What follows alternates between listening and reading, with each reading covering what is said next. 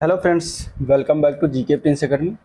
तो हम लोग बात कर रहे थे इलाहाबाद हाई कोर्ट के एग्जाम्स की, जिसमें steno, group C, group D और ड्राइवर के पद जो निकले हैं उसके प्रैक्टिस सेट का। ठीक है, तो इसमें अगर हम बात करेंगे तो देखिए इसका प्रैक्टिस सेट चल रहा था और इसमें आज का ये जो होगा ये 6वां प्रैक्टिस सेट होगा। ठीक है, इसके पहले 5 प्रैक्टिस सेट हो चुका है। जिन लोगों ने वीडियो नहीं देखा है तो चैनल पर जाइए, आपको वहाँ से उसके वीडियो मिल जाएंगे। ठीक है, चलिए आज के 6वां प्रैक्टिस सेट स्टार्ट करते हैं नए सिलेबस के अनुसार, जिसमें आपका 100 क्वेश्चन आना है और सभी पदों में जो है सिलेबस सेम है।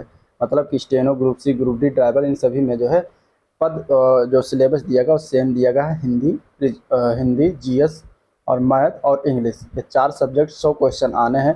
तो चलिए हम इसको देखते हैं। ठीक है, स्टार्ट करने से पहले अगर आप लोग चैनल पर नए हो अभी तो सब्सक्राइब नहीं किया तो चैनल को सब्सक्राइब करना मत भूलिएगा। ठीक है, वीडियो को लाइक करना आपका काम है। चलिए पहला क्वेश्चन दिया गया है। पहला क्वेश्चन क्या है? सौ का कुल दिया गया है। सौ का कुल में कौन सा समास है? ठीक है, सौ का कुल दिया गया है और सौ का कुल में बताना है कौन सा समास होता है। यहाँ पे अगर हम समास की बात करें तो सौ का कुल का अगर समास का विग्रह करते हैं तो क्या हो जाता है? शोक से आकुल। ठीक है, इसका जो विग्रह करेंगे तो शोक से आकुल हो जाएगा। और इस तरीके से ये किस समास के अंतर्गत आ जाता है? तो ये तत्पुरुष समास के अंतर्गत आ जाता है। ठीक है, तत्पुरुष तत्पुरुष समास के अंतर्गत आएगा। और अगर इसके अंदर भी पूछेगा तो ये करण तत्पुरुष के अंतर्गत आता है। ठीक है, क्योंकि इससे जो पर्सन लगा है ये क्या आता है? करण के अंतर्गत, करण तत्पुरुष के अंतर्गत आता है। तत्पुरुष के अगर हम बात करें तो तत्पुरुष समास में उत्तर पद जो होता है वो प्रधान होता है। तो यहाँ आंसर क्या हो जाएगा? इसका ए पार्ट करेक्ट हो जाएगा। तत्पुरुष समास जो है ये शोका कुल में होता है। आंसर ए पार्ट करेक्ट है। ठीक है, चलिए क्वेश्चन नंबर 2 देखते हैं। दिया गया है निम्न में से भाववाच्य है, इनमें से कौन सी वाक्य जो है भाववाच्य दर्शाता है? पत्र लिखा जाता है, मोहन से बैठा नहीं जाता, सोहन पुस्तक पढ़ता है, राम पत्र लिखता है। यहाँ पे बताना है भाववाच्य। भाववाच्य मतलब कि जिन वाक्यों में हमें भाव प्रकट हो। तो यहाँ अगर हम देखते हैं तो मोहन से बैठा नहीं जाता, इस प्रकार का अगर वाक्य आपको मिलता है तो ये भाववाच्य का उदाहरण होता है। तो ये हो जाएगा भाववाच्य का उदाहरण, यानी कि बी ऑप्शन सही है। ठीक है, बाकी सोहन पढ़ता है, राम पत्र लिखता है, ये दोनों किस वाच्य के अंतर्गत आते हैं? तो ये कृतवाच्य के अंतर्गत आते हैं। ठीक है, कृतवाच्य। और जो पत्र लिखा जाता है ये अगर पूछा जाएगा किस वाक्य के अंतर्गत आता है तो ये आता है कर्मवाच्य के अंतर्गत, कर्मवाच्य। ठीक है, तो इस तरीके से चारों ऑप्शनों के आंसर इसका बी ऑप्शन सही है। नेक्स्ट क्वेश्चन देखते हैं। निम्नलिखित में से किस वाक्य में परिमाण वाचक क्रिया विशेषण दिया गया है? परिमाण वाचक, जहाँ पे परिमाण दर्शाए और क्रिया विशेषण मतलब विशेषता बताए। तो देखिए, इस बार बारिश में बहुत ओले पड़े, ये लड़की सुंदर है, मैदान हरा भरा है, तुम अच्छे खिलाड़ी। तो कहाँ पे परिमाण दर्शा रहा है? तो परिमाण की अगर हम बात करेंगे तो ये बहुत शब्द है जो एक तरीके से परिमाण बता रहा है। तो परिमाण वाचक क्रिया विशेषण कहाँ पर प्रयोग किया गया है? तो पहले वाक्य में। तो आंसर ए पार्ट इसका राइट हो जाएगा। ठीक है, क्वेश्चन नंबर 4 है। निम्न में से दोहरा युगल उद्धरण चिन्ह कौन सा है? ठीक है, युगल उद्धरण चिन्ह कौन सा होता है? इनमें से बताना है। क्या हो जाएगा इसका आंसर? देखिए, सिंगल इन्वर्टर काम है तो ये होगा नहीं, ये दोनों सेम है, इसलिए ये भी गलत है, ये भी गलत है। तो आंसर क्या हो जाएगा? सी ऑप्शन इसका राइट है। ठीक है, आंसर क्या है? सी ऑप्शन इसका राइट है। अक्ल पर पत्थर पड़ना, इस मुहावरे का अर्थ बताना अगले प्रश्न में। अक्ल पर पत्थर पड़ना, तो अक्ल पर पत्थर पड़ना अगर हम देखेंगे तो यहाँ पे क्या हो जाता है? इसका अर्थ बुद्धि भ्रष्ट होना। ठीक है, तो आंसर सी ऑप्शन इसका राइट है। चलिए नेक्स्ट क्वेश्चन। खरबूजे को देख खरबूजा रंग बदलता है, ये लोकोक्ति है, इसका अर्थ क्या होता है? तो इसका मतलब हो जाता है संगति का प्रभाव, संगत के अनुसार होता है। तो आंसर हो जाएगा संगत का प्रभाव अवश्य पड़ता है। तो ए ऑप्शन इसका राइट है। ठीक है, चलिए अगला प्रश्न देखते हैं। तो वीरों का हो कैसा बसंत, वीरों का कैसा हो बसंत, इस पंक्ति में किस रस की सृष्टि की गई है? तो ये अगर हम बात करेंगे तो ये आपने कविता पढ़ी होगी, वीरों का कैसा हो बसंत, आ रही हिमाचल से पुकार, है उदत गरजता बार बार। तो यहाँ पे अगर हम बात करेंगे तो ये जो होता है ये वीर रस के से लिखा गया, वीर रस की इसमें सृष्टि की गई है। तो आंसर हो जाएगा डी ऑप्शन। ठीक है, चलिए अगला प्रश्न है। दोहा में कितनी मात्राएं होती हैं? तो दोहा में 24 मात्राएं होती हैं, याद रखिएगा। आंसर इसका ए ऑप्शन हो जाएगा। नेक्स्ट क्वेश्चन है। तेरी बरछी ने बर छीने हैं खलन के, पंक्ति में कौन सा अलंकार है? तो यहाँ पे अलंकार बताना। तो देखिए, अलंकार की बात करेंगे तो यहाँ पे हो जाएगा यमक अलंकार। यमक अलंकार मतलब जहाँ पर एक शब्द एक से अधिक बार आए उनका अलग अलग अर्थ वहाँ पे यमक होता है। तो यहाँ पे देखिए बरछी और बरछी, मतलब कि बरछीने और बरछीने दो शब्द आया है। तो एक पहले वाला जो बरछीने है उसका अर्थ होता है बरछी नामक हथियार, और जो दूसरा बरछीने लिखा हुआ है इसका मतलब है श्रेष्ठ योद्धा छीन लिया है। ठीक है, श्रेष्ठ योद्धा छीन लिया है। तो इस तरीके से यहाँ पे एक ही शब्द के अलग अर्थ निकल रहे हैं 2 बार, तो आंसर क्या हो जाएगा यहाँ पे यमक अलंकार। ठीक है, चलिए नेक्स्ट क्वेश्चन। हिंदी की श ध्वनि किस प्रकार की ध्वनि है ये बताना है। तो हिंदी में जो श ध्वनि है ये आता है तालव्य ध्वनि, तालव्य के अंतर्गत आ जाएगा, आंसर हो जाएगा इसका बी पार्ट। नेक्स्ट क्वेश्चन देखते हैं। पुजारी शब्द का स्त्रीलिंग रूप दिए गए विकल्पों में से क्या है। पुजारी का स्त्रीलिंग क्या होता है। पुजारी का स्त्रीलिंग होता है पुजारिन, जो कि सही है डी पार्ट वाला, तो आंसर हो जाएगा डी पार्ट। ठीक है, पुल्लिंग शब्द इसमें से बताना है क्या हो जाएगा। पुल्लिंग शब्द की बात करेंगे कर्ता, याचका, विदुषी, मूर्खा, तो यहाँ पे कर्ता शब्द पुल्लिंग है, बाकी सारे स्त्रीलिंग है। अगला प्रश्न है, निम्नलिखित विकल्पों में से दिशा शब्द का जो है बहुवचन बताना है कौन सा होगा। दिशा का बहुवचन बताना है, इसका आंसर क्या हो जाएगा। तो इसका आंसर हो जाएगा डी पार्ट। ठीक है, दिशाएं। से विभक्ति निम्न में से किस कारक के लिए प्रयुक्त होता है, इसका आंसर बताइए। से विभक्ति जो होता है कौन से कारक में होता है ये बताना, इसका आंसर क्या होगा। तो इसका आंसर हो जाएगा करण कारक। ठीक है, कर्ता ने कर्म को संप्रदान के लिए अवकरण से। चलिए अगला प्रश्न, कोई आ रहा है वाक्य में कोई किस प्रकार का सर्वनाम है। ठीक है, ये कोई शब्द जो दिया गया है किस प्रकार के सर्वनाम के अंतर्गत आता है, इसका आंसर बताइए क्या हो जाएगा। इसका आंसर है ए पार्ट। ठीक है, अनिश्चयवाचक, कोई आ रहा है मतलब निश्चित नहीं है कि कौन आ रहा है, तो यहाँ पे हो जाएगा अनिश्चयवाचक सर्वनाम। दोनों शब्द किस प्रकार का संख्यात्मक विशेषण है। दोनों शब्द जो है ये किस प्रकार का संख्यात्मक विशेषण है ये बताना है, इसका आंसर क्या है। तो इसका आंसर है ए पार्ट, ये समुदाय बोधक होता है, आंसर ए पार्ट हो जाएगा। ठीक है, चलिए नेक्स्ट क्वेश्चन है, रामायण और महाभारत का समय डैश हो गया पर ये ग्रंथ अभी तक नए हैं, रिक्त स्थान की यहाँ पे पूर्ति करना है, यहाँ पे क्या भरा जाएगा। तो यहाँ पे अगर हम देखेंगे तो रामायण और महाभारत का समय कालातीत हो गया, मतलब बहुत पुराना हो गया, लेकिन अभी ग्रंथ ये अभी तक नए हैं, तो यहाँ पे कालातीत इसका राइट हो जाएगा, आंसर सी ऑप्शन सही है। प्रेरणा इस स्टूडियो जाएगी, इसमें काल का भेद बताना, कौन से काल में ये वाक्य जो है लिखा हुआ है, इसका राइट आंसर क्या होगा। तो देखिए प्रेरणा स्टूडियो जाएगी मतलब फ्यूचर की बात कर रहा है, तो यहाँ पे सामान्य भविष्यत काल हो जाएगा, आंसर बी पार्ट है। ठीक है, निम्नलिखित में से कौन सा शब्द देशज है। देशज, विदेशज, तत्भव, तत्सम, 4 प्रकार के शब्द यहाँ पे होते हैं। तो यहाँ पे देशज शब्द क्या होता है। देशज शब्द मतलब किस उत्पत्ति का पता ना हो, तो वहाँ पे देशज शब्द हो जाता है, जैसे पेड़, तो पेड़ यहाँ पे देशज शब्द हो जाएगा। ठीक है, चलिए निम्नलिखित में से तत्सम तद्भव का सही युग्म कौन सा, मतलब कि इधर तत्सम लिखा हुआ है, इधर तद्भव लिखा हुआ है, इसमें से कौन सा एक सही युग्म है। यहाँ पे क्या होगा, लोहकार का लोहार दिया गया जो कि गलत है, क्योंकि लोहकार तत्सम नहीं होता, लोहकार जो होता है गलत लिखा हुआ है, लौहकार होता है। ठीक है, लौहकार, तो लौहकार का लोहार होता है तद्भव। लक्ष्य का लाख दिया गया है, लक्ष्य यहाँ पे गलत लिखा हुआ है, लाख का तत्सम होता है, लक्ष्य इस तरीके से लिखा जाता है, ना कि इस तरीके से। अर्घट का रहट, अर्घट का रहट दिया गया है जो कि यही सही है, तो आंसर क्या हो जाएगा आपका 20 का सिपा। ठीक है, मिष्ट का मीठा दिया गया है जो कि गलत है। ठीक है, मिष्ट का मीठा नहीं होता। अगर हम बात करेंगे तो मीठा का जो तत्सम होता है वो होता है मिष्टान। ठीक है, मिष्टान, मिष्टान होता है, तो यहाँ ये इसका तत्सम हो जाएगा, तो ये भी गलत है, तो आंसर सी ऑप्शन सही है, बाकी सारे गलत है। नेक्स्ट क्वेश्चन देखते हैं। अब अगला क्वेश्चन 21 से लेकर 24 तक आपको गद्यांश से देना है, तो आप लोग गद्यांश को पढ़िएगा इस तरीके से गद्यांश है। ठीक है, इसमें एक ये जो दिया गया है इसको भी ध्यान से पढ़ लीजिएगा। ठीक है, इसके बाद हम चलते हैं क्वेश्चन की तरफ, आप लोग गद्यांश पढ़ के आइएगा। तो पहला क्वेश्चन गद्यांश है कि गद्यांश में जो रेखांकित अंश दिया गया था उसकी उचित व्याख्या क्या होगी। ठीक है, तो उसको जब आप पढ़ेंगे और उसकी व्याख्या करेंगे तो उसका व्याख्या होगी कि जहाँ शील का प्रभुत्व होता है वहाँ कोई कार्य बिगड़ने नहीं पाता, तो आंसर इसका सी ऑप्शन राइट है।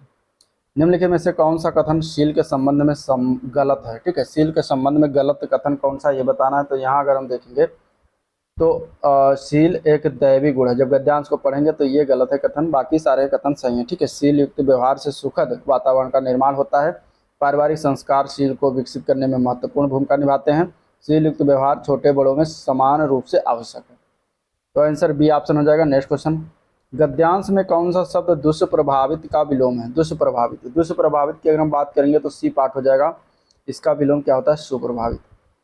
ख्यात शब्द का अर्थ बताना, ख्यात शब्द का अर्थ होता है प्रसिद्धि। ठीक है, सी आंसर हो जाएगा। क्वेश्चन नंबर 25 है सुंदर शब्द का पर्यायवाची। ठीक है, सुंदर शब्द का पर्यायवाची, सुंदर शब्द का पर्यायवाची क्या होता है। तो सुंदर शब्द का पर्यायवाची चारु होता है जो कि ए पार्ट में दिया गया, इसके अन्य पर्यायवाची में मनोहर होता है। ठीक है, और मनोहर के बाद रुचि होता है, रुचिर, रुचिर भी होता है, चार होता है, रमणीक होता है,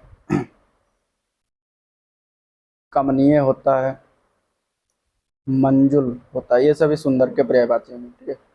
तो ये हो गया आपका हिंदी के क्वेश्चन। अब हम देखेंगे इंग्लिश के क्वेश्चन, इसके बाद देखेंगे जीएस के क्वेश्चन, सबसे लास्ट में आज मैथ के क्वेश्चन को हम करेंगे, ठीक है। तो वीडियो को लाइक करिएगा, चैनल से जुड़े रहिएगा, कहीं जाइएगा मत, क्योंकि लास्ट तक देखेंगे तभी आपका इसको फायदा भरपूर तरीके से मिल पाएगा, ठीक है। तो क्वेश्चन नंबर 26 है, identify the correct sentence among the following, ठीक है। इसमें से करेक्ट सेंटेंस बताना है इन चारों में से कौन सा करेक्ट। पहला लिखा है प्लीज सी माई सर्टिफिकेट, दूसरा है please look at my certificate, तीसरा है please look into my certificate, please see into my certificate. इसमें से कौन सा सही है, ठीक है। यहाँ पे देखने के टर्म में 4 प्रकार के वाक्य का प्रयोग किया गया है। अब बताना सर्टिफिकेट को किस प्रकार देखा जाता है, लुक एट करके, सी करके, लुक इनटू करके, सी इनटू करके। तो अगर हम देखेंगे तो आंसर हो जाएगा इसका करेक्ट बी ऑप्शन, ठीक है। लुक एट माई सर्टिफिकेट होता है तो आंसर होता है बी पार्ट, ठीक है। सर्टिफिकेट की तरफ देखना होता है तो यहाँ आंसर बी पार्ट हो जाएगा। नेक्स्ट क्वेश्चन है, in the sentence he has been living in this house since January, point out to the tense. Tense बताना है इसमें कौन किस प्रकार के टेंस में लिखा हो, ठीक है। तो यहाँ पे हैज लगा हुआ है, बीन लगा हुआ है, आईएनजी फॉर्म लगा हुआ है। तो हैज बीन आईएनजी फॉर्म किस वाले टेंस में होता है, तो ये होता है प्रेजेंट परफेक्ट कॉन्टिन्यूअस टेंस, ठीक है। आईएनजी से कॉन्टिन्यूअस हो जाता है, हैज बीन से परफेक्ट कॉन्टिन्यूअस, तो प्रेजेंट परफेक्ट कॉन्टिन्यूअस में चला जाएगा। आंसर डी ऑप्शन राइट है, ठीक है। Next question, give one word substitution. One word substitution बताना है। 100 एयर्स को एक शब्द में क्या कहेंगे, तो इसको हम कहते हैं सेंचुरी, ठीक है। क्या कहते हैं, सेंचुरी कहते हैं। अगला प्रश्न, may God protect your family, यहाँ पे बताना है किस प्रकार का सेंटेंस है ये। तो ये अगर हम बात करेंगे तो यहाँ पे देखिए इच्छा व्यक्त किया जा रहा है, तो इस तरीके से ऑप्टेटिव में चला जाएगा। आंसर इसका हो जाएगा ऑप्टेटिव सेंटेंस है, ठीक है। Next question, fill in the blanks suitable pronoun. Pronoun को भरना है यहाँ पर। That is one of the girls have stolen the eggs, यहाँ पे क्या भरा जाएगा, तो दो गर्ल्स की बात कर रहा है, तो गर्ल्स की बात कर रहा है तो यहाँ पे हु हो जाएगा, who have stolen the eggs. Answer C sorry D option correct, ठीक है। In the sentence the teacher taught me yesterday, the word yesterday is used as, मतलब कि जो एस्टरडे वर्ड यूज किया गया है किस प्रकार में यूज किया गया है, किस प्रकार इस्तेमाल किया गया, तो ये एज एडवर्ब के रूप में प्रयोग किया गया यहाँ पे। आंसर इसका हो जाएगा ए पार्ट, ठीक है। Point out the sentence which in future indefinite tense, इसमें से कौन सा फ्यूचर इंडेफिनिट टेंस में। फ्यूचर मतलब भविष्य काल में बताना है कौन सा है इसमें से सेंटेंस। तो यहाँ पे अगर हम देखते हैं तीसरा part, these boys will play a football match next Monday, तो ये जो है फ्यूचर इंडेफिनिट में लिखा हुआ है, तो आंसर हो जाएगा सी ऑप्शन, ठीक है। नेक्स्ट क्वेश्चन, अगले प्रश्न को हमें एक्टिव वॉइस में बताना है। The teacher were displeased at his rude behaviour, अब ये पैसिव वॉइस में दिया है, इसको हमें एक्टिव में बनाना है। तो यहाँ पे हिज रूड बिहेवियर जो है इसको हम क्या करेंगे, सब्जेक्ट बना देंगे, तो हिज रूड बिहेवियर हो जाएगा। वर डिस्प्लीज है मतलब पास्ट इंडेफिनिट की बात करा, तो यहाँ पे वर हटाकर डिस्प्लीज हो जाएगा और द टीचर ऑब्जेक्ट हो जाएगा। तो इस तरीके से आंसर ए पार्ट हो जाएगा, ठीक है। Which of the following words is a collective noun. Collective noun इसमें से कौन सा वर्ड है, तो team, village, would, youth. Collective noun मतलब भीड़ जहाँ पे हो, तो टीम होता है इकट्ठे, कुछ लोग होते तभी टीम बनती है, तो यहाँ आंसर हो जाएगा ए पार्ट, ठीक है। कलेक्टिव नाउन क्या है, a part. Which of the following sentence is exclamatory. Exclamatory sentence कौन सा है इनमें से, तो यहाँ अगर हम देखते हैं तो देखिए एक्सक्लामेटरी सेंटेंस का एक साइन होता है, लास्ट में अगर आपको एक साइन मिल जाए तो वही हो जाता है what is a clever boy you are, तो यहाँ यही हो जाएगा exclamatory sentence. Choose the figure of speech given line, time is money. Figure of speech मतलब इंग्लिश में, इसको हिंदी में अलंकार कहते हैं। यहाँ पे अलंकार बताना है, टाइम इज मनी ये किस प्रकार का फिगर ऑफ स्पीच है, तो यहाँ पे देखिए मेटाफर का प्रयोग किया गया। ये मेटाफर के अंतर्गत आएगा। मेटाफर होता है कि जो compares two things that are not related by directly reporting to one things by mentioning another, यानी कि यहाँ मेटाफर को हिंदी में क्या कहते हैं, रूपक अलंकार, ठीक है। तो रूप, किसी रूप की तुलना किससे किया जाए जो कि वो रिलेटेड ना हो, डायरेक्टली रिलेटेड ना हो, तो ठीक है। टाइम इज मनी मतलब समय क्या है, पैसा है, पैसा ही समय। तो इस तरीके से यहाँ पर पैसा और समय का जो है रिलेटेड किया गया, जो कि डायरेक्ट रिलेट नहीं हो पा रहा है, तो इस तरीके से मेटाफर में चला जाएगा, ठीक है। Next question, choose the word similar meaning. Similar meaning मतलब कि पर्यायवाची, पर्यायवाची, ठीक है। देखिए डिफीट, डिफीट मतलब हराना, ठीक है। डिफीट मतलब हराना, तो इसका जो पर्यायवाची होगा क्या होगा, लॉस होगा, फॉल होगा। तो यहाँ पे अगर देखें तो चारों ऑप्शन में जो है इसका गलत लिखा, यहाँ पे सिमिलर पूछा, लिखा तो गया सिमिलर, लेकिन यहाँ पे जो दिया गया कॉन्कोर, कॉन्कोर मीन्स जीतना होता है, ठीक है, जो कि इसका ये अपोजिट है। तो सिमिलर की जगह यहाँ पे अपोजिट हो जाएगा, ठीक है। डिफीट का कंकोर होता है जो कि अपोजिट होता है, तो अपोजिट हो जाएगा इसका आंसर डी पार्ट। चलिए अगला प्रश्न, choose the word opposite meaning in the given word. अब यहाँ पे हमें विलोम बताना, ठीक है। करेजियस, करेजियस का विलोम बताना। करेजियस मीन्स होता है साहसी, साहसी का विलोम क्या होता है, कावर्डली हो जाएगा, कायरता। तो यहाँ आंसर क्या हो जाएगा, सी ऑप्शन हो जाएगा। अब ये सही है। Fish of the following miss spelled word, इसमें से कौन सा गलत लिखा हुआ है वर्ड। तो मेडिसिन सही है, क्रिकेट भी सही है, डिपेंड भी सही है, परमिशन गलत लिखा हुआ, ठीक है। परमिशन को हम कैसे लिखते हैं, PERMISSION, परमिशन, परमिशन इसका सही हो जाएगा, जो कि बी पार्ट में लिखा हुआ, ठीक है। Choose the correct prefix, expected में प्रीफिक्स लगाना तो अन लगा देंगे तो अनएक्सपेक्टेड हो जाएगा, जो कि सही है, तो आंसर ए पार्ट हो जाएगा, अन प्रीफिक्स लगता है। Which part of speech is the word so in the following sentence, जो सो लिखा हुआ है किस प्रकार का वर्ब पार्ट ऑफ स्पीच के अंतर्गत आएगा। जैसे Shruti wanted to work, so she went to her room. अब यहाँ पे सो जो वर्ड आया है ये किस प्रकार के पार्ट ऑफ स्पीच में आएगा, तो ये आता है कंजंक्शन, ठीक है। ये दो वर्डों को, दो वाक्यों को, उपवाक्यों को जोड़ रहा है, तो कंजंक्शन का काम कर रहा है, तो इसलिए यहाँ पे इसका कंजंक्शन हो जाएगा answer. Choose the best answer, what is your city like, ठीक है। What is your city like question है। अब इसका बेस्ट आंसर आपको बताना है, क्या हो जाएगा। तो मतलब सिटी के बारे में, आप आपके सिटी के बारे में पूछा गया है, तो आई हैव नो आइडिया, तो ये इसका करेक्ट आंसर नहीं, परफेक्ट आंसर नहीं होगा। I like it a lot, ये भी नहीं होगा। आई डोंट लाइक इट, ये भी नहीं होगा। It is small but nice, तो ये इसका परफेक्ट आंसर बन सकता है, तो आंसर बी ऑप्शन हो जाएगा, ठीक है। Choose the plural form of given word, tax का प्लूरल फॉर्म बताना है, मतलब बहुवचन, तो टैक्स का हो जाएगा टैक्सेस, सी पार्ट सही है, ठीक है। Which of the following combination found the structure of English language, ठीक है। इंग्लिश लैंग्वेज में अगर कोई वाक्य बनाया जाता है तो उसमें सबसे पहले क्या आता है, तो सबसे पहले आएगा सब्जेक्ट, सबसे पहले क्या आता है, सब्जेक्ट आता है, फिर आता है वर्ब, फिर इसके बाद लास्ट में ऑब्जेक्ट आता है। तो ये इंग्लिश का जो स्ट्रक्चर होता है वाक्य का, ये होता है, तो सब्जेक्ट वर्ब ऑब्जेक्ट चलता है, तो यहाँ आंसर सी ऑप्शन राइट है, ठीक है। चलिए next question, choose the correct phrase to complete the proverb. God helps those who dash, आगे का भरा जाएगा प्रोवर्ब, तो प्रोवर्ब इसमें हो जाएगा हेल्प देमसेल्फ, ठीक है। आंसर बी ऑप्शन भरा जाएगा। Next question, which of the following sentence है जो मॉडल वर्ब, कौन सा इसमें से सेंटेंस है जो मॉडल वर्ब भी है उसके साथ में। तो डी पार्ट अगर हम देखते हैं तो her mother ought to know what she is doing in Mumbai, तो व्हाट के बाद she is doing in Mumbai लगा हुआ है, तो ये क्या है, एक मॉडल वर्ब है, तो आंसर हो जाएगा डी ऑप्शन, ठीक है। Pick out the sentence that has a demonstrative objective in it, मतलब किस सेंटेंस में डेमोन्स्ट्रेटिव एडजेक्टिव लगा हुआ है ये बताना है।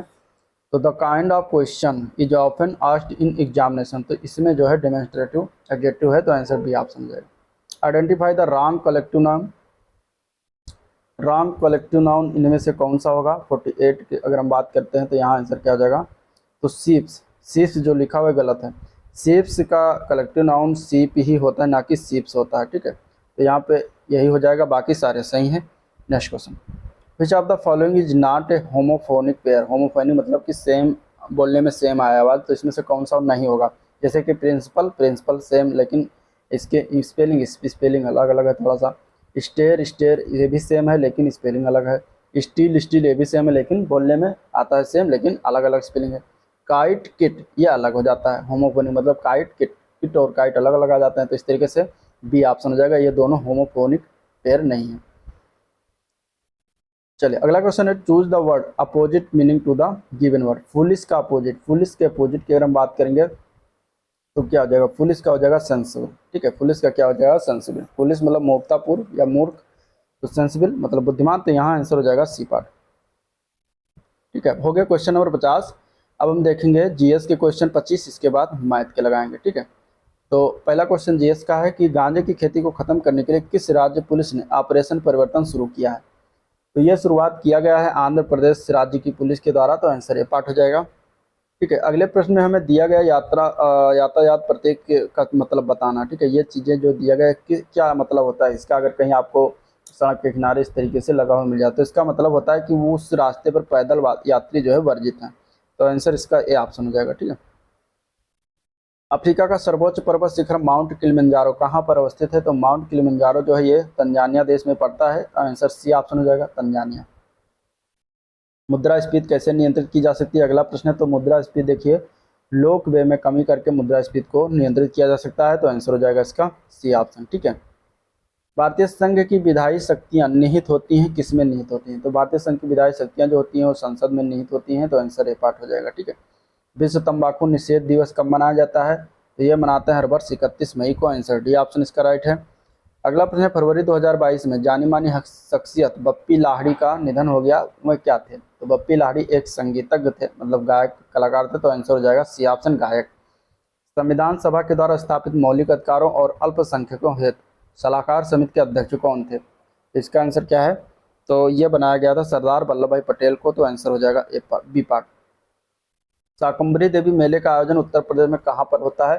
तो इसका आयोजन होता है सहारनपुर जिला में। तो डी पार्ट हो जाएगा, ठीक है। अगला प्रश्न, वर्ष 2011 की जनगणना के अनुसार निम्न राज्यों में से किसका जनघनत्व न्यूनतम है? सबसे कम जनघनत्व किसका रहा था? तो अरुणाचल प्रदेश का रहा था। तो आंसर हो जाएगा बी पार्ट, ठीक है। 17 व्यक्ति पर वर्ग किलोमीटर रेंज में रहते हैं अरुणाचल प्रदेश में। तो आंसर हो जाएगा C part, sorry B part. और अगर सबसे ज़्यादा जनघनत्व पूछा जाएगा तो बिहार राज्य का था 1106 व्यक्ति प्रति वर्ग किलोमीटर में, ठीक है। यूपी का पूछा जाएगा तो 829 व्यक्ति निवास करते हैं पर 1 किलोमीटर में। तो जनघनत्व जो है 829 हो जाएगा। नेक्स्ट क्वेश्चन, निम्नलिखित में से किस मंत्रालय ने 14 जनवरी 2022 को वैश्विक सूर्य नमस्कार प्रदर्शन कार्यक्रम का आयोजन किया था? तो यह आयोजन हुआ था आयुष मंत्रालय के द्वारा। आंसर बी ऑप्शन हो जाएगा। चलिए, वर्ष 2021 की वन सर्वेक्षण रिपोर्ट के अनुसार निम्नलिखित में से किस राज्य में वनावरण में अधिकतम वृद्धि देखी गई है? तो कौन सा राज्य है? तो वो है आंध्र प्रदेश। पट्टी सीमा परियोजना निम्नलिखित में से किस नदियों के एकीकरण से जुड़ी हुई है? तो कृष्णा और गोदावरी नदियों के एकीकरण से जुड़ी हुई है। तो आंसर हो जाएगा इसका बी ऑप्शन, करेक्ट है। नृत्य और संगीत की एक शैली से संबंधित लखनऊ घराना का दूसरा नाम क्या है? तो लखनऊ घराना का दूसरा नाम आता है पूरब घराना, ठीक है। आंसर डी ऑप्शन हो जाएगा। निम्नलिखित में से किस बैंक ने सर्वप्रथम इंटरनेट बैंकिंग सेवाओं की पेशकश किया था? तो यह किया गया था आईसीआईसीआई बैंक के द्वारा। तो आंसर सी ऑप्शन हो जाएगा, ठीक है। नेक्स्ट क्वेश्चन, दो विभिन्न प्रकार के पदार्थों के कण को स्वतः ही आपस में मिश्रित करने की प्रक्रिया को क्या कहा जाता है? तो उसको हम कहते हैं डिफ्यूजन। क्या कहते हैं? डिफ्यूजन कहते हैं। आंसर डी सी ऑप्शन हो जाएगा। पानी, पीने के पानी में फ्लोराइड की कितनी मात्रा की सिफारिश किया जाता है? तो पीने के पानी में फ्लोराइड की मात्रा होना चाहिए 0.7 ppm। ppm मतलब पार्ट्स पर मिलियन, ठीक है। तो इतनी मात्रा फ्लोराइड की होनी चाहिए, इससे ज़्यादा नहीं। महामारी विज्ञान श्रेय के घटक क्या क्या हैं? तो महामारी विज्ञान श्रेय के घटक की बात करेंगे तो उसमें पोषक आता है, कारक आता है, पर्यावरण आता है। तो ये पार्ट करेक्ट हो जाएगा, ठीक है।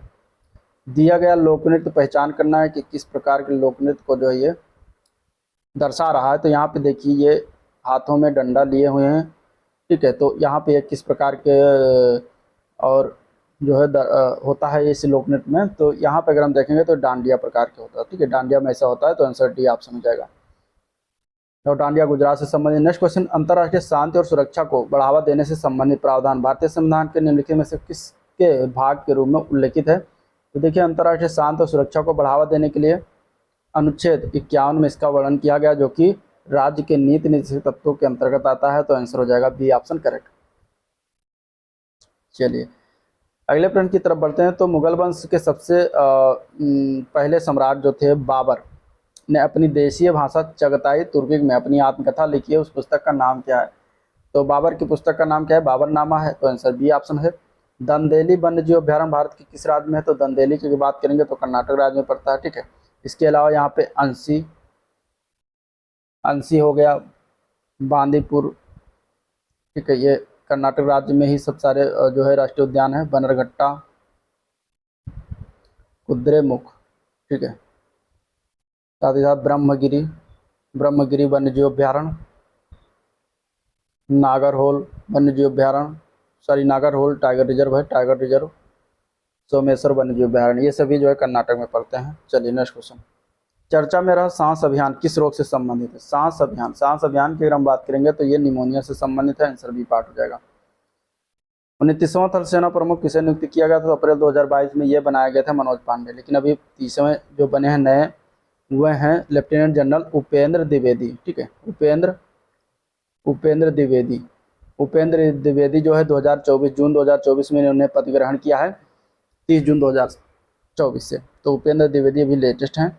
अगला प्रश्न, T20 विश्व कप का विजेता, उप विजेता पूछा गया। तो उप विजेता अभी देखा जाए 24 में जो हुआ है उसमें भारत विजेता रहा था और उप विजेता दक्षिण अफ्रीका बना, ठीक, साउथ अफ्रीका बना था। और ये कहाँ पर खेला गया था? बारबाडोस, बारबाडोस में जो ये आयोजन हुआ था फाइनल। तो इस तरीके से T20 विश्व कप 2024 वाला याद रखिएगा। अगला प्रश्न देखते हैं। अब क्वेश्चन आपके होंगे मैथ से, ठीक है। तो चलिए शुरुआत करते हैं मैथ के क्वेश्चन को। तो क्वेश्चन नंबर 76 जो कि दिया गया है इस तरीके से कि एक व्यापारी अपनी वस्तुओं पर 25% मूल्य बढ़ाकर अंकित करता है। यदि वो अंकित मूल्य पर 4% की छूट देता है तो 4% की छूट देता है तो उसका लाभ प्रतिशत कितना होगा, ठीक है। ये क्वेश्चन नंबर 76 में दिया गया है, ठीक है। क्या क्या चीज़ें दी गई हैं? तो यहाँ पे दिया गया 25% मूल्य बढ़ाकर अंकित करता है। तो 25% अगर हम बढ़ाएंगे तो 25/100 करेंगे तो 25 चौका 100 यानी कि 1/4 हो जाएगा। यानी कि उसका जो क्रय मूल्य 4 है तो उसका जो है MRP कितना वो अंकित करता है? 5, ठीक है। 5 MRP अंकित करता है और इस तरीके से हो जाता है। फिर वो अंकित मूल्य पर 4% की छूट फिर देता है, ठीक है। तो 4% का डिस्काउंट मतलब 4/100 यानी कि 1/25 हो जाएगा। यानी कि 25 रुपये जो है उसमें अगर हम बात करेंगे तो 24 रुपये का जो है क्या वो बेचता है, ठीक है। 25 रुपये का अगर दिया गया तो उसमें 1 रुपये क्या करता है? छूट दे देता है MRP पर। अगर उसकी 25 रुपये ये MRP हो जाती है, ठीक है, MRP हो जाती है तो 25 रुपये पर वो 1 रुपये का छूट देता है तो 24 रुपये का बेचता है। यानी कि ये जो हो गया ये SP हो गया, यानी कि विक्रय मूल्य हो गया 24। तो हमें MRP क्या करना है? सेम करना है, क्योंकि ऊपर MRP 5 है नीचे MRP 25, तो हम ऊपर को अगर सेम करेंगे तो 5 से हम गुणा कर देंगे तो सेम हो जाएगा। तो ऊपर क्या आ जाएगा? ऊपर आ जाएगा 20, 5 चौके 20 और 5 25, ठीक है। तो CP 20 हो गया, MRP 25, तो 25 MRP हो गया। अब हमें बताना परसेंटेज लाभ। तो देखिए जो खरीदता है CP बराबर 20 है और SP बराबर दिया गया है 24 के। तो यहाँ पे जो है लाभ कितना होता है? तो 4 रेशियो के लाभ होता है प्रॉफिट, ठीक है। टोटल 4 रेशियो का लाभ होता है। 4 रेशियो किस पर लाभ होता है? तो खरीदता है उस पर। तो 20 रुपये पर इंटू 100 कर देंगे तो हमें परसेंटेज निकल के आ जाएगा, ठीक है। 20 5 से 100 और इस तरीके से 5 चौक 20 हो जाएगा। तो 20% का जो है उसको ओवरऑल लाभ होगा। आंसर इसका हो जाएगा जो है 20%, जो कि C पार्ट में दिया गया है। तो इस तरीके से हम क्वेश्चन को जो है कंसेप्ट लगाकर सॉल्व कर लेंगे तो आंसर हो जाएगा इसका C ऑप्शन, ठीक है। चलिए क्वेश्चन नंबर 77 की अगर हम बात करते हैं तो क्या दिया गया है कि 3 संख्याओं का योगफल 392 है, ठीक है। 3 संख्याओं का योगफल दिया गया है 392। पहली तथा दूसरी संख्या का अनुपात दिया गया है। मान लेते हैं पहली संख्या प्लस दूसरी संख्या, इस तरीके से इनका अनुपात 2:3 है। तथा दूसरी तथा तीसरी संख्या का अनुपात माने कि B और C का अनुपात दिया गया है 5:8, ठीक है। 5:8 दिया गया है। तो हम इनका ओवरऑल अगर अनुपात निकालते हैं तो A/B/C बराबर यहाँ पे हो जाता है 5, 2 का 5 से गुणा करेंगे तो 2 पंचे 10 हो जाएगा। फिर इसके बाद 3 का 5 से गुणा करेंगे तो 15 हो जाएगा। फिर 3 का 8 से गुणा करेंगे तो 24 हो जाएगा। तो ओवरऑल अनुपात 10:15:24 आ गया, ठीक है। 15:24 आ गया। फिर आप कह रहा है कि इन तीनों संख्याओं का योगफल 392 है। मतलब कि अगर हम A+B+C करते हैं तो 392। तो ABC का मान अगर यहाँ से निकालते हैं सेपरेट में तो 10 ratio plus 15 ratio plus 24 ratio हो जाएगा, जो कि ये बराबर है 392 के। इसको अगर हम जोड़ते हैं तो 15, 10, 25 और 24 49 रेशियो आ जाता है। 49 रेशियो बराबर 392 के, ठीक है। तो यहाँ से एक रेशियो का मान कितना आ जाएगा? 392/49। 392 बच्चे 49 आ गया। ये अगर हम कैंसिल करेंगे तो ये 49 × 8 मतलब कि 8 बार जाएगा और इस तरीके से ये एक रेशियो का मान 8 हो गया। हमें निकालना क्या था? पहली संख्या। तो पहली संख्या है 10 रेशियो के, तो 1:8 है तो 10 रेशियो कितना हो जाएगा? 10 × 8 तो हो जाएगा 80। तो 80 हो जाएगी हमारी पहली संख्या। 80 क्या हो जाएगी? पहली संख्या हो जाएगी, जो कि D पार्ट में दिया गया है, ठीक है। बाकी अगर हमें यहीं पर दूसरी संख्या पूछ लेंगे तो क्या करेंगे? तो दूसरी संख्या के लिए हम दूसरी संख्या हमारा 15 रेशियो है, ठीक है। तो 15 × 8 कर देंगे तो 15 8 कितना हो जाएगा? 120, ठीक है। तो 120 हो जाएगा इसका मान, 15 8 120, तो 120 हो जाएगा। फिर इसके बाद दिया गया है 24 रेशियो, तो 24 गुणे 8 कर देंगे तो हमें तीसरी संख्या पता चल जाएगी, ठीक है। तो 8 चौक 32, 8 दूनी 16, 3 19, 192, तो तीसरी संख्या हमारी 192 होगी। तो इस तरीके से हम इस को लगाएंगे कंसेप्ट। आपका आंसर इसमें होगा 80, क्योंकि हमें निकालना था जो है पहली संख्या, ठीक है। तो पहली संख्या हमारा क्या हो जाएगा 80, तो आंसर हो जाएगा डी ऑप्शन करेक्ट, ठीक है। आंसर क्या हो जाएगा डी ऑप्शन इसका राइट हो जाएगा।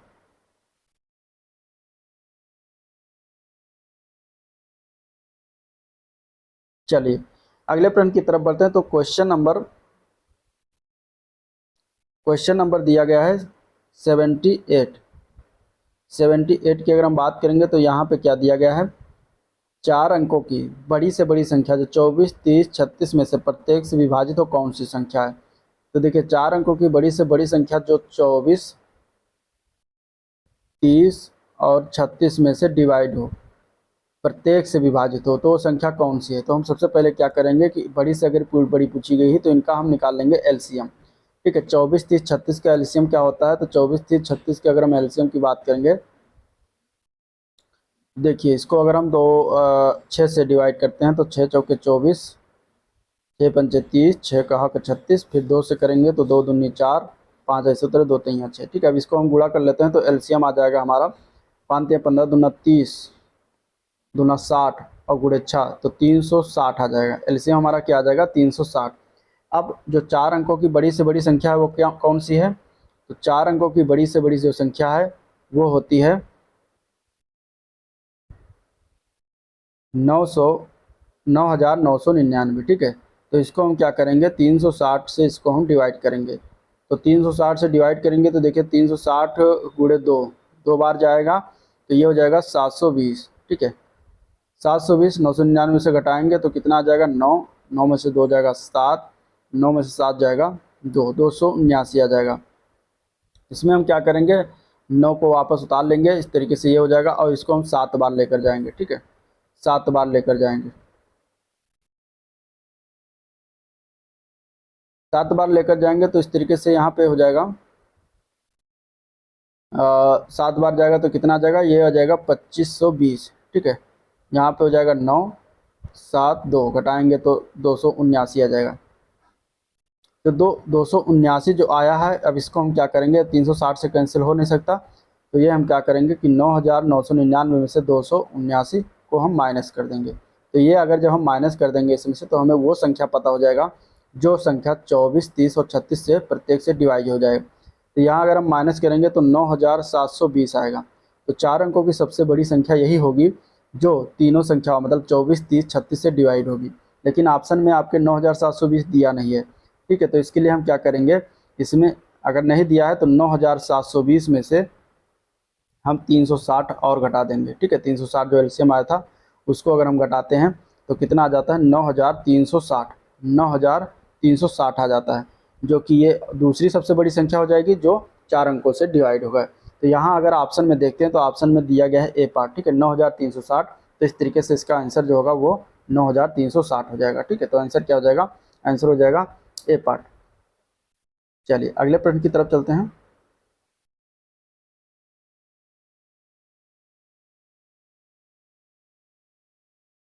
चलिए क्वेश्चन नंबर है 79, ठीक है। क्वेश्चन नंबर 79 है, दिया गया है एक समूह के माध्य और मानक विचलन गुणांक क्रमशः 10 और 5 है, तो आंकड़ों के समूह का मानक विचलन क्या होगा।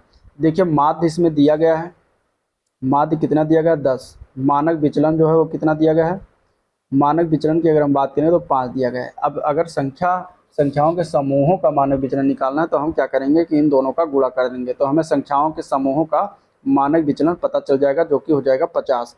तो राइट आंसर इसमें 50 से कुछ करना नहीं था, तो यहाँ पर आंसर क्या हो जाएगा 79 में 50, ठीक है 50 आंसर हो जाएगा।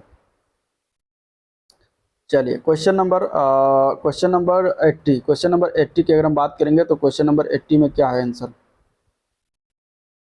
क्वेश्चन नंबर 80 दिया गया है कि एक्स स्क्वायर, ठीक है 80 में दिया गया है एक्स स्क्वायर प्लस 1/x² बराबर 23, ठीक है ये दिया गया है।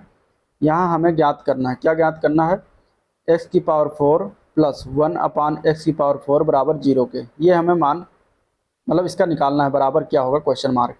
तो देखिए एक्स स्क्वायर प्लस 1/x² का मान दिया गया है।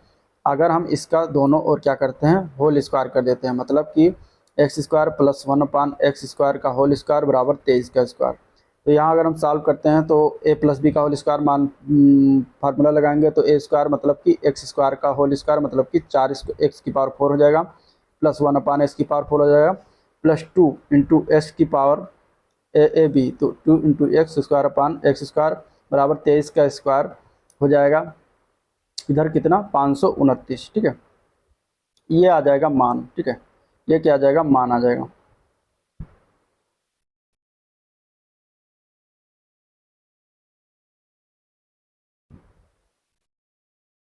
तो यहाँ पे हम सॉल्व करेंगे तो देखिए यहाँ से x² कैंसिल हो जाएगा, मान बचेगा x⁴ प्लस 1/x⁴ बराबर 2 बचेगा, 2 उधर जाएगा तो 529 माइनस 2 हो जाएगा, 529 में से 2 घटाएंगे तो कितना आ जाएगा 527, और यही हमें निकालना था x⁴ प्लस 1/x⁴, तो आंसर क्या हो जाएगा 527, जो कि सी पार्ट में दिया गया, तो इसका सी पार्ट राइट आंसर हो जाएगा, सी पार्ट इसका करेक्ट आंसर है।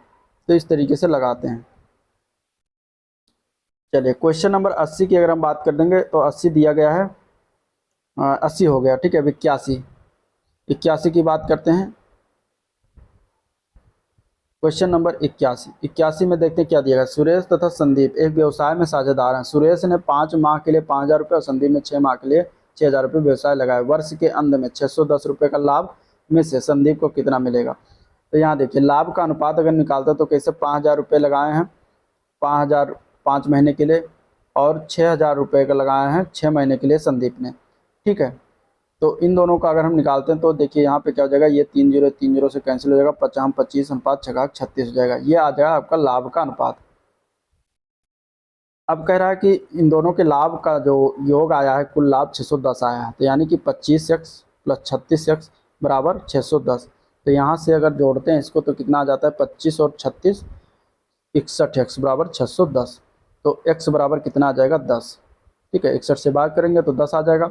x बराबर कितना आ गया 10 आ गया, ठीक है, x बराबर कितना आ गया 10 आ गया।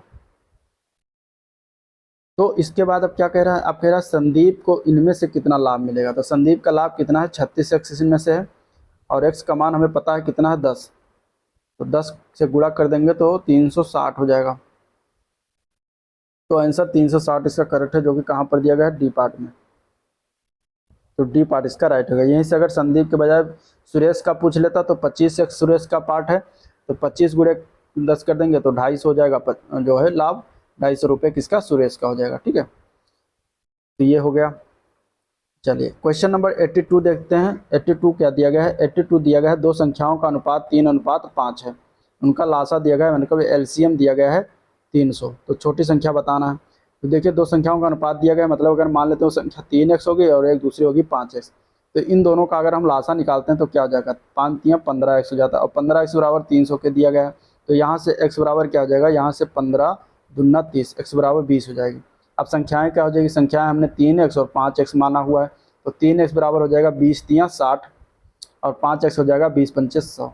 तो छोटी संख्या क्या हो जाएगी 60 हो जाएगी। इस तरीके से छोटी संख्या 60 हो जाएगी और दूसरी संख्या क्या होगी 100 हो जाएगी, ठीक है। तो आंसर क्या हो जाएगा, आंसर इसका हो जाएगा 60।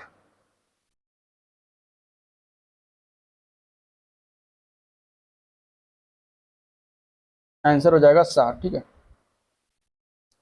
ये हो गया। चलिए अगले प्रश्न 82 के बाद अब हम देखते हैं 83 नंबर क्वेश्चन। 83 नंबर क्वेश्चन दिया गया कुछ इस तरीके से कि मान क्या होगा, ठीक है। ये देखिए इसका मान दिया गया है।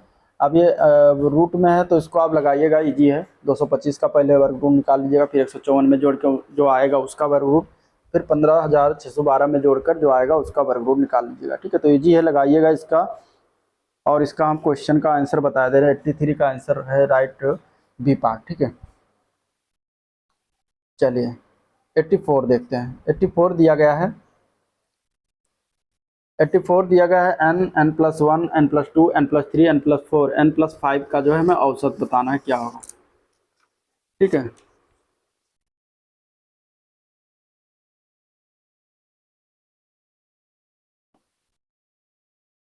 चलिए n+1 n+2 n+3 n+5 का औसत बताना, तो औसत के लिए हम क्या करेंगे, सभी को जोड़ लेंगे। n+1 n+2 n+3 n+4 n+5, यह लिखा गया है। ये कितनी संख्या है, संख्या हो गई 1 2 3 4 5 6, तो 6 से डिवाइड कर देंगे तो हमें जो है औसत पता चल जाएगा। जोड़ते हैं तो n कितना है, 1 2 3 4 5 6, तो 6n हो जाएगा प्लस, अब इसको जोड़ लेते हैं तो 1 2 1 3 3 6 4 10 10 5 15, तो 6n + 15 और बटे आ जाएगा आपका 6। ठीक है, बटे क्या आ जाएगा, 6 आ जाएगा, तो यहाँ पे 6 हो जाएगा। तो इसको अगर हम सॉल्व करते हैं, और क्योंकि ऑप्शन में इस तरीके नहीं दिएगा, तो यहाँ पे देखते हैं 3 कॉमन कर लेंगे ऊपर, तो ऊपर हो जाएगा 2n+5, 2n+5 बटे 6, तो यहाँ से 3 को 2 से डिवाइड कर देंगे तो ये आ जाएगा 2n+5 बटे 2। इसको और शॉर्ट फॉर्म में लगते हैं तो 2n/2 + 5/2 लिख सकते हैं, तो यहाँ से n+5/2 हो जाएगा, जो कि आपके ऑप्शन में मिल जा रहा है डी पार्ट में, तो डी पार्ट इसका करेक्ट हो जाएगा। तो इस प्रकार लगाते हैं, आंसर हो जाएगा डी पार्ट। ठीक है, चलिए क्वेश्चन नंबर 85 को देखते हैं। 85, क्वेश्चन नंबर 85 है, यदि किसी भिन्न के हर में 1 जोड़ा जाए तो भिन्न 1/2 हो जाता है, और भिन्न के अंश में अगर 1 जोड़ा जाता है तो भिन्न 1 हो जाता है। तो भिन्न का अंश और हर का योगफल बताना है। अब मान लेते हैं भिन्न क्या है, x/y है। पहले बता रहा है कि इसमें 1 जोड़ा जाता है, तो हर में जोड़ा जाता है, तो हर में 1 जोड़ देंगे तो ये भिन्न हो जाती है 1/2। फिर इसके बाद बताया जा रहा है कि x/y जो भिन्न है उसके अंश में अगर 1 जोड़ा जाता है तो ऊपर वाले में, तो ये हो जाता है 1। ठीक है, अब इसको हमें सॉल्व कर लेना है, तो 2x बराबर हो जाएगा y+1, इससे आ जाएगा, और इसमें क्या आ जाएगा, y बराबर हो जाएगा x+1। ठीक है, y बराबर क्या हो जाएगा, x+1। तो यहाँ से जो y का मान आया है, इस y को मान हम इसमें रखेंगे, तो 2x बराबर y का मान है x+1, इसको हम रख देंगे x+1 को। फिर इसको हम सॉल्व करेंगे, x को पक्षांतर करेंगे तो इधर आ जाएगा माइनस में, तो x बराबर हो जाएगा x+1+1 भी दिया गया, तो इस तरीके से x बराबर हो जाएगा 2। x बराबर क्या हो जाएगा, 2। तो अब y का मान हम निकाल सकते हैं, इसमें हम रखेंगे x का मान, तो y बराबर हो जाएगा 2 + 1, y बराबर 3, y बराबर 3 आ गया। तो जो भिन्न है वो क्या हो जाएगी, तो x/y मतलब कि 2/3, ये हमने भिन्न माना था। इन दोनों का जोड़ पूछा गया, तो 2 + 3 जोड़ देंगे 5 हो जाएगा, तो राइट आंसर 5 है। तो 5 बी पार्ट इसका करेक्ट है, 5 आंसर हो जाएगा। ठीक है, तो इस प्रकार इसको लगाएंगे। अगला प्रश्न देखते हैं, क्वेश्चन नंबर 86 देखते हैं। 86 में दिया गया है कि 3 भिन्न पात्रों में भिन्न भिन्न मात्राओं के दूध जल के मिश्रण हैं, जिनकी माप 403 लीटर है, 434 लीटर है और 465 लीटर है। इसमें बताना कि बड़े से बड़ा माप क्या होगा लीटर में, जिससे सभी भिन्न भिन्न मात्राओं को जो है पूर्णतया मापा जा सके। तो इसमें हम क्या करेंगे, बड़े से बड़ा अगर इस तरीके से पूछा जाता है तो हम HCF निकाल लेंगे इन तीनों का। ठीक है, हाईएस्ट कॉमन फैक्टर निकाल लेंगे, जो कि वही मान हो जाएगा कि उतने लीटर का होना चाहिए जिससे कि तीनों बराबर में आ जाएं। तो इनका HCF अगर निकालना, तो सबसे पहले हम इनका और इनका हम क्या करते हैं, भाग करते हैं। मतलब कि 434 को हम 403 से भाग करेंगे तो कितना मान आ जाएगा, 434 को 4 से 3 भाग करेंगे तो एक आ जाएगा, एक बार जाएगा 403 हो जाएगा, यहाँ बचेगा 31। अब 31 को फिर 403 से डिवाइड करते हैं, तो यहाँ पे क्या हो जाएगा, एक बार जाएगा 31, 40 में से 31 9 जाएगा, 3 बचेगा, 3 को उतारेंगे फिर 3 बार ये जाएगा, 9 93 और एक कैंसिल हो जाएगा। मतलब कि इन दोनों में अगर हाईएस्ट कॉमन फैक्टर है तो 31 है। तो इसी 31 को अब हम 465 से डिवाइड कर देंगे, 465 को डिवाइड करेंगे, तो 31 से डिवाइड करेंगे 465 को, तो एक बार जाएगा 31, 5 15। ठीक है, फिर 5 उतारेंगे और इस तरीके से यहाँ पे हम फिर इसको 5 बार ले जाएंगे, तो 5 एकम 5 5 15 हो जाएगा। तो यहाँ पे ये कैंसिल है, मतलब कि ये 31 ही है जो है हाईएस्ट कॉमन फैक्टर इन तीनों में। तो आपका जो HCF आएगा इन तीनों का 31 आएगा, और यही 31 जो है आपका आंसर भी हो जाएगा, जो कि भिन्न भिन्न मात्राओं को पूर्णतः मापा जा सकता है, तो वो 31 लीटर का माप होना चाहिए। तो आंसर इसका बी ऑप्शन राइट है। ठीक है, आंसर क्या जाएगा, बी ऑप्शन इसका राइट है। चलिए क्वेश्चन नंबर 87 देखते हैं। क्वेश्चन नंबर 87 की बात करेंगे तो इस तरीके से दिया गया है। 87 दिया गया है, 720 मिठाइयाँ बच्चों को बराबर में इस प्रकार बांटी जाती हैं कि प्रत्येक बच्चे को मिली मिठाइयों की संख्या के बच्चों को कुल संख्या के 20 के बराबर होती हैं। तो बच्चे को कितनी मिठाइयाँ मिली थी ये बताना। अब मान लेते हैं बच्चे कितना है, एक्स है, ठीक है, बच्चे एक्स हो गए। तो किसी मान का x% बराबर वास्तविक मान इंटू x/100 होता है। तो प्राप्त मिठाइयों की संख्या कितनी हो जाएगी, मिठाइयों की संख्या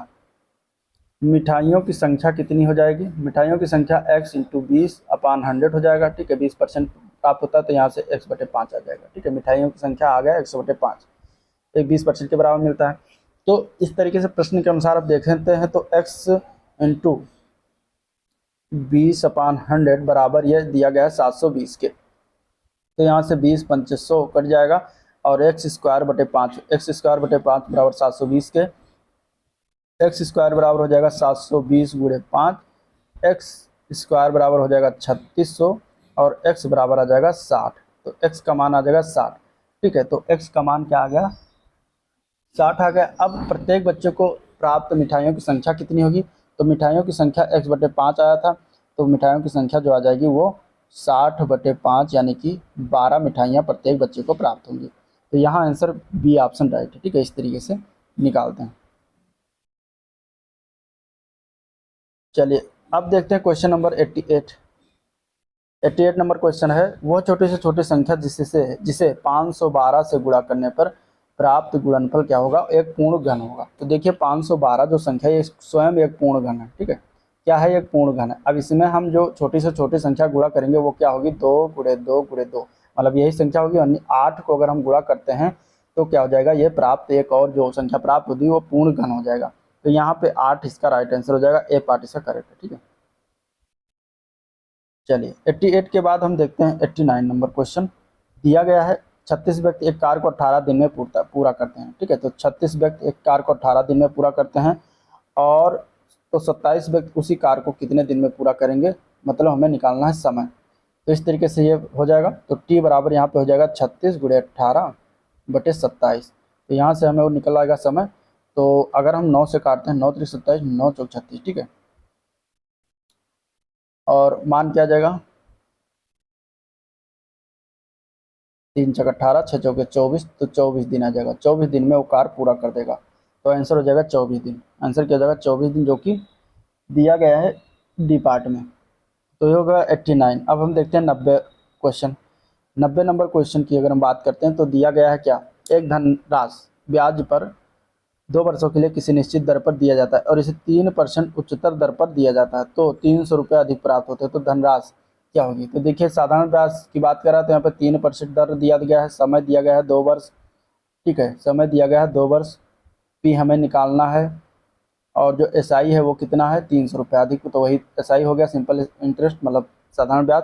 तो जो फार्मूला होता है सिंपल इंटरेस्ट बराबर PRT/100, तो इसी पे हम लगा देंगे। तो 300 बराबर पी निकालना, आर 3 है, टी 2 है, अपान 100 कर देंगे। यहाँ से अगर हम सॉल्व करते हैं तो पी बराबर 300 गुणे 100/3 गुणे 2, कैंसिल करेंगे तो 3 गुणे 100 आ जाएगा और 2 से कैंसिल करेंगे तो 50 हो जाएगा। तो 100 गुणे 50 बराबर 5000 रुपये। तो 5000 रुपये मूलधन हो जाएगा। आंसर इसका जो है क्या हो जाएगा, ए पार्ट करेक्ट है। आंसर क्या है, ए पार्ट करेक्ट है, ठीक है। तो ये इस तरीके से कंसेप्ट लगा देंगे। नेक्स्ट क्वेश्चन 91 नंबर क्वेश्चन देखते हैं। 91 में क्या दिया गया, दिया गया है ए बी और सी एक कंपनी के हिस्सेदार हैं और एक वर्ष में किसी एक वर्ष में ए को लाभ का 1/3 भाग मिला, बी को 1/4 भाग मिला, सी को 5000 रुपये मिले, तब ए का लाभ कितना है। देखिए 1/3 भाग ए को मिला है, बी को 1/4 भाग मिला है। अगर यहाँ से हम इसका एलसीएम लेते हैं तो 4 तियाँ 12 हो जाएगा, ठीक है। और मानते हैं टोटल लाभ 1200 मिला, कितना 1200, मतलब 100 से गुणा करते हैं, मानकर तो मान तो कुछ भी कर सकते हैं, 12 भी मान सकते हैं 12, लेकिन इस टर्म में लगाएंगे तो हमें निकालने कैलकुलेशन करने में आसानी होगी, ठीक है। अब ए को लाभ 1/3 मिला है, तो 1/3 गुणे 1200, तो यहाँ पे कितना हो जाएगा 400 लाभ ए को मिला, 400 रेशियो हो गया। बी को कितना मिला है 1/4, तो 4 तियाँ 1200 यानी कि 4 तियाँ 12 को, यानी कि बी को 300 रुपये लाभ मिला। तो शेष कितना बचा, 4 3 700 हो गया, तो शेष बचा है 7 5 1200, 500 रुपये। तो जो शेष 500 बचा है वो मिला है सी को, ठीक है। और 500 रेशियो का दिया गया है कितना, 5000 के। तो यहाँ से एक रेशियो का कितना हो जाएगा, तो ये कैंसिल होगा, 5 1 5 10 रेशियो। तो 1 रेशियो बराबर 10 क्या आ जाएगा, तो इस तरीके से ए का जो वैल्यू है 400 रेशियो, तो ए का ही हमें पता है, तो ए का लाभ 400 रेशियो है, तो 400 रेशियो कितना हो जाएगा, 400 गुणे 10 बराबर 4000 रुपये, और यही हमें निकालना था, तो आंसर हो जाएगा इसका क्या, 4000 रुपये। अब अगर यहाँ पे बी का पूछा जाता तो बी का वैल्यू क्या है, 300 रेशियो, तो 300 गुणे 10 कर देते बराबर 3000 रुपये, ये आ जाता बी का वैल्यू। ठीक है, ये आ जाता बी का वैल्यू, तो 3000 रुपये बी का हो जाता। सी का पता है 5000 रुपये, ए का पता हो गया 4000, तो आंसर हो जाएगा बी पार्ट 4000 रुपये। ठीक है, तो इस तरीके से निकालते हैं। चलिए अगले प्रश्न की तरफ बढ़ेंगे। 92, क्वेश्चन नंबर 92 दिया गया है, एक समबाहु त्रिभुज। समबाहु त्रिभुज किसे कहते हैं, जिसकी तीनों भुजाएं समान हो, इस तरीके से मान लो है, और इसकी तीनों भुजाएं समान, मतलब ये ए है तो ये भी ए है और ये भी ए है। अब कहा गया कि इसकी ऊंचाई क्या होगी, तो ऊंचाई यहाँ से इसको इससे हम लंबवत डालेंगे तो ये हो जाएगी इसकी ऊंचाई, जिसकी प्रत्येक भुजा 4 सेंटीमीटर, मतलब ए बराबर 4 सेंटीमीटर दिया गया। तो समबाहु त्रिभुज की जो ऊंचाई का फार्मूला होता है वो क्या होता है, ए अंडर रूट 3/2। ठीक है, तो यहाँ से ऊंचाई का मान, ए का मान 4 है, 4 इंटू अंडर रूट 3/2 हो जाएगा। सॉल्व करेंगे, 2 दूनी 4, तो 2√3 सेंटीमीटर जो है ऊंचाई आ जाएगा, 2√3 सेंटीमीटर इसकी ऊंचाई आ जाएगी। अब अगर समबाहु त्रिभुज का यहीं पर क्षेत्रफल पूछता तो फार्मूला क्या होता है, तो समबाहु त्रिभुज का क्षेत्रफल का फार्मूला होता है अंडर रूट 3/4 इंटू ए स्क्वायर। तो ए स्क्वायर का मान कितना है, ए स्क्वायर का मान है 4, तो 4 गुणे 4 हो जाता, 4 गुणे 4, 4 से 4 कैंसिल हो जाता, तो 4√3 आ जाता। ये आपका क्या आ जाता, क्षेत्रफल। ठीक है, हमें ऊंचाई पूछा गया तो ऊंचाई का मान 2√3 होगा, जो कि बी पार्ट में दिया गया। ठीक है, चलिए अब क्वेश्चन नंबर 92 का क्वेश्चन नंबर अब 93 देखते हैं, 93, क्वेश्चन नंबर 93। इसमें अगर हम बात करें तो क्या है, एक त्रिभुज का तीनों भुजाओं की लंबाइयां क्रमशः 35 सेंटीमीटर, 40 सेंटीमीटर और 45 सेंटीमीटर। त्रिभुज का क्षेत्रफल ज्ञात करना है, क्या होगा। ठीक है, त्रिभुज का हमें क्षेत्रफल ज्ञात करना है, क्या होगा। तो क्वेश्चन नंबर 93 की अगर हम बात करेंगे तो क्षेत्रफल इस प्रकार, अगर विषम बाहु त्रिभुज है तो इसका क्षेत्रफल होता है under root S, S minus A, S minus B, S minus C. S क्या होता है, त्रिभुज का अर्ध परिमाप होता है। तो अर्ध परिमाप कैसे निकालेंगे, A plus B plus C by 2, तो यहाँ से अर्ध परिमाप आ जाएगा, तो 35 प्लस 40 प्लस 45 बाई 2, इनको जोड़ेंगे तो 120 होता है, बाई 2 करेंगे तो ये हो जाएगा 60, तो एस का मान आ गया 60। तो यहाँ से अब हम क्षेत्रफल को कैलकुलेट करेंगे, रूट लगाएंगे, एस का मान है 60, S minus S 60 minus 35, S minus B 60 minus 40, ठीक है, S minus C 60 minus 45। Solve करेंगे इनको, और तो 60 घटाएंगे, 60 में से 35 जाएगा, कितना बचेगा 25, 60 में से 40 घटाएंगे कितना बचेगा 20, और 60 में से 45 घटाएंगे कितना बचेगा 15। ठीक है, तो इस तरीके से ये हो जाएगा। फिर अब हम निकालते हैं, इनको थोड़ा सा तोड़ते हैं, तो 60 को हम क्या लिख सकते हैं, 20 गुणे 3 लिख सकते हैं, 25 को 5 गुणे 5 लिख सकते हैं, 20 को हम क्या लिख सकते हैं, 20 को 20 ही रख देते हैं, और 15 को 5 गुणे 3 कर सकते हैं। तो यहाँ से देखिए 20 और 20 ये कैंसिल हो गया। ठीक है, ये देखिए 20 और 20 ये निकल आएगा, मतलब दो जोड़े में निकलेगा तो एक 20 निकल आएगा बाहर, रूट लगा हो इसलिए, 5 5 तो एक 5 निकल आएगा, 3 3 तो एक 3 निकल आएगा। अब एक 5 जो है आपको यहीं पर अंदर ये रह जाएगा, तो अंडर रूट 5 हो जाएगा।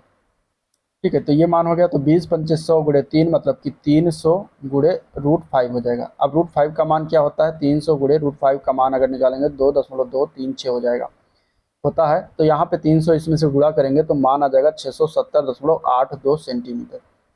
ठीक है, तो ये आपका क्षेत्रफल का वैल्यू आ जाएगा, जो कि दिया गया 670.82 सेंटीमीटर स्क्वायर, यानी कि इस बार में दिया गया, तो सी पार्ट में इसका राइट आंसर हो जाएगा। सी पार्ट में दिया गया है तो आंसर सी पार्ट वाला हो जाएगा। ठीक है, चलिए अगला प्रश्न देखते हैं। अगला क्वेश्चन दिया गया है कि रघु ने एक 1200 मीटर लंबी हवाई जहाज की यात्रा तय की, उसकी कुल यात्रा 2/5 भाग थी, कुल यात्रा का 2/5 भाग थी, जो उसने कुल यात्रा का 1/3 भाग कार के द्वारा, शेष यात्रा रेलगाड़ी द्वारा तय किया। रेलगाड़ी द्वारा तय की गई यात्रा की दूरी क्या होगी, ये बताना। देखिए क्वेश्चन नंबर 94 है, 2/5 भाग तय किया, 1/3 भाग तय किया, तो इनका दोनों का एलसीएम लेंगे तो 5 या 15 हो जाएगा, 15 हो जाएगा। अब मान लेते हैं कि कुल जो है वो 1500 है। ठीक है, कुल जो दूरी है 1500 है, तो इसका 2/5 भाग तय किया, तो 5 या 15, 3 दूनी 600, तो 600 हो जाएगा, ठीक है। और इसी का 1/3 भाग तय किया, तो 1/3 क्या हो जाएगा, 3 × 5 = 15 यानी कि 500 हो जाएगा। शेष बचा कितना, शेष जो बचा 6 × 5 = 1100, तो 4 1500, 400 रेशियो बचा हुआ है, तो 400 हो जाएगा। अब दिया क्या है, दिया है 1200, मतलब कि 2/5 भाग, 600 रेशियो जो था वो किसके बराबर है, 2/5 भाग के, ये दिया गया है। मतलब कि यहाँ पे 1200 हो जाएगा, ठीक है। 600 रेशियो जो है वो 1200 दिया गया, इसका मान 600 रेशियो का, तो 1200 हो जाएगा। एक रेशियो क्या हो जाएगा, 2, एक रेशियो की वैल्यू 2 हो जाएगा। तो शेष जो रेलगाड़ी के द्वारा जो शेष यात्रा तय किया गया था उसकी हमें मान निकालना, तो शेष वाला है 400, तो 400 रेशियो गुणे 2, तो हो जाएगा मान 800 किलोमीटर, जो कि रेलगाड़ी के द्वारा तय किया गया था, ठीक है, रेलगाड़ी के द्वारा। और कार के द्वारा जो 1/3 भाग तय किया गया था वो 500 रेशियो, अगर इसका मान पूछ लेगा तो 500 गुणे 2 बराबर 1000 हो जाएगा। कार के द्वारा तय किया गया है 1000 किलोमीटर, तो रेलगाड़ी पूछा गया तो 800 किलोमीटर इसका राइट है, जो कि डी पार्ट में दिया गया है। नेक्स्ट क्वेश्चन देखते हैं। 95 नंबर क्वेश्चन क्या है, एक शोधकर्ता ने निम्नलिखित प्रदर्श आंकड़ों का एकत्रित किया, इसमें मध्यिका बताना है। तो मध्यिका के बारे में बहुत सारे क्वेश्चन हो चुके हैं प्रीवियस में। अगर मध्यिका निकालना तो आप इसको पहले रीअरेंज करिए बढ़ते हुए क्रम में, फिर जो बीच की संख्या होगी वही मध्यिका हो जाएगी, तो इसको लगाइएगा और फिर बताइए क्वेश्चन नंबर 95 का आंसर क्या हो जाएगा, ठीक है। हम चलते हैं क्वेश्चन नंबर 96 पर। एक त्रिभुज की भुजाओं का अनुपात दिया गया 3:4:5। अब 3 4 5 अगर कोई त्रिभुज दिया गया तो इसका मतलब वो समकोण त्रिभुज होता है, ठीक है, क्योंकि ट्रिपलेट प्रयोग करेंगे तो पाइथागोरस प्रमेय को ये 3 4 5 जो है संतुष्ट करेगा, इस तरीके से समकोण त्रिभुज हो जाएगा। तो क्षेत्रफल इसका कितना दिया गया समकोण त्रिभुज का, 216 वर्ग मीटर। और क्षेत्रफल जो होता है फार्मूला क्या होता है, 1/2 आधार गुणे ऊंचाई, ठीक है, आधार गुणे ऊंचाई बराबर ये 216 मीटर के दिया गया, 216 मीटर के दिया गया, ठीक है। तो क्या हो जाएगा, 1/2 आधार गुणे ऊंचाई 216 मीटर। अब 1/2 आधार क्या हो जाएगा, आधार हो जाएगा 3 रेशियो, मतलब 3 के, ऊंचाई है 4 के, बराबर 216 के। सॉल्व करेंगे, 2 दूनी 4 कट जाएगा, ठीक है, के स्क्वायर बराबर हो जाएगा 216/3 दूनी 6, 6 से काटेंगे क्या हो जाएगा, 6 × 18, 3 6 का 36, 36 आ जाएगा। तो के का मान आ जाएगा 6, ठीक है, 36 का मान 6, 36 का वर्गमूल होता है 6, तो के का मान 6 आ गया। हमें पूछा क्या गया है, त्रिभुज का परिमाप, मतलब 3 4 5, त्रिभुज का परिमाप क्या होता है, a+b+c, तो इसको अगर हम जोड़ते हैं तो 4 3 7 5 12 क्या हो जाता है, ये परिमाप आ जाता है। और के का मान है 6, तो 12 × 6 12 × 6 72 सेंटीमीटर, तो ये हो जाएगा परिमाप 72 सेंटीमीटर, इसका राइट आंसर हो जाएगा, जो कि दिया गया है डी पार्ट में, ठीक है। तो 72 सेंटीमीटर करेक्ट।